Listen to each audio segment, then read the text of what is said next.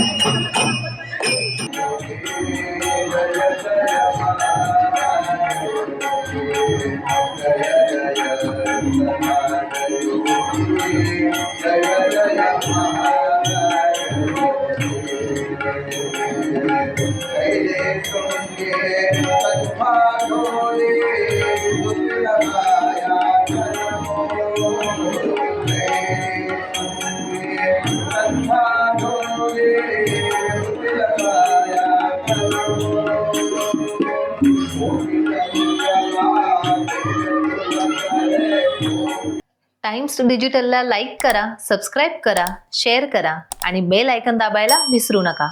पाहत रहा times digital.